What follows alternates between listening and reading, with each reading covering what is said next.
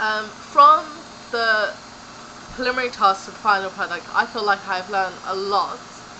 For example, with the quality of holding a steady shot, in the preliminary task we did use a tripod, so the shots are very steady, but we didn't use any camera movement at all.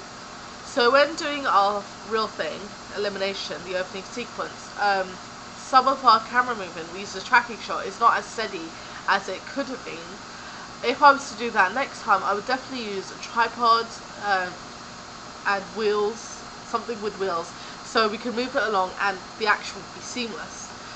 With the framing of the shots, last time in our preliminary task, like quite a few heads were cut off, and so they weren't in the center of the shot like we wanted them to be.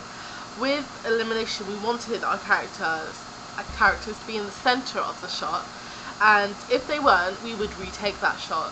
So that means, like, in the end, our framing for the final elimination was very good.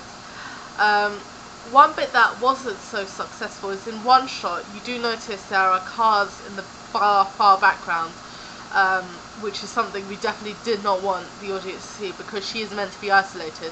But if we did it again, we would probably shoot at a different angle as to not see the cars. We wanted to make elimination believable, so the quality of shooting material for the task, I think we did that quite successfully, because with the preliminary task, she was being told that her mum had just died, but we set it in like a classroom. Like, it was totally not believable.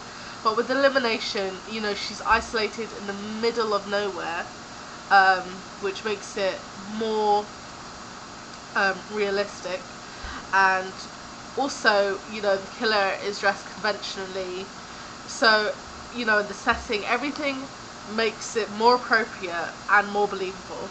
With the mise en scène and, you know, colours, costume, props, with the preliminary task we didn't talk about that. You know, we picked a location that was free, they didn't have any costumes, or props was a piece of paper, you know, with nothing on it. But this time we focused a lot on the mise en scène, props, everything, to make sure it's conventional to horror and very believable. For example, the location, we looked at various locations and we picked the one that, you know, was easiest to shoot, but also we could make look completely isolated. You know, colours, we at the end of our film elimination, there's a red light used, and we know red connotes danger. So using this lighting, you know, we could connote different things. Also, you know, we props. We got a fake knife. You know, we took our time to go out and buy props. We took our time to make fake bloods. We made sure she was dressed in white. You know, all things that are conventional. With the quality of editing, so the meaning is apparent to the viewer. Well, with the preliminary task, we didn't focus at editing at all.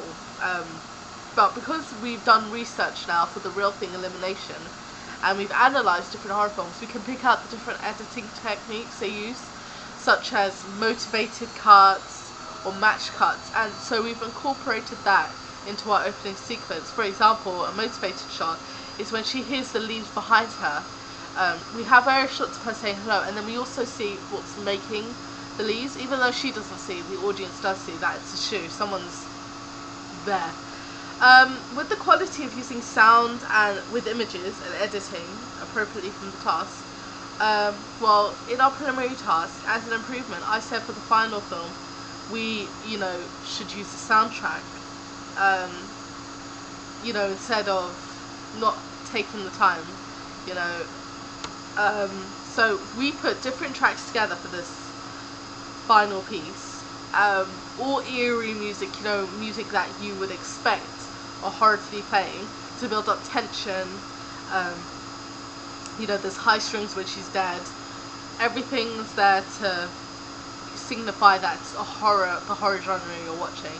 So we really took the time to make sure everything sank. And with the images and editing, we edited the music so that when she's about to be killed, just before it goes completely silent, so when she does get killed, it's more of a shock and more of a sudden and movement. With the quality of positioning and movements of the characters, in our preliminary tasks, the actors were very nervous. The acting wasn't really good, and I said I wouldn't use any more members of the group because obviously there was problems in that.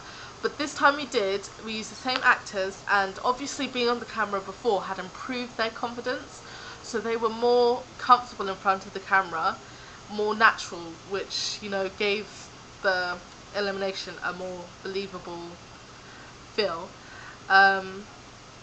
With the group planning, meeting targets and organisation, I feel that last time we didn't really plan our preliminary tasks, but this time we planned. We did scripts, storyboards. You know, we took our free periods and after school to plan for our final film, and we also made sure that all the deadlines were met. We chose a leader this time, so, you know, he made sure that everything got done. That was Jordan, and we separated tasks between ourselves so that, you know, we got it done in order to meet the deadline. I think we all worked really well together because we all have the same free periods, which is quite convenient because, you know, we could easily meet up and there couldn't be an excuse, whereas last time we didn't really bother to meet up. And this time everyone was punctual, everyone turned up, and because people work at different levels, people are at different levels, everyone helped each other along. The stronger people helped the people who obviously didn't understand that much, in order for them, you know, to gain more confidence in editing, say, for editing, camera work, you know, discussing social groups and stuff like that. So overall, I think we definitely learned a lot, or I definitely learned a lot from doing the preliminary tasks to now, and doing research and planning definitely helped improve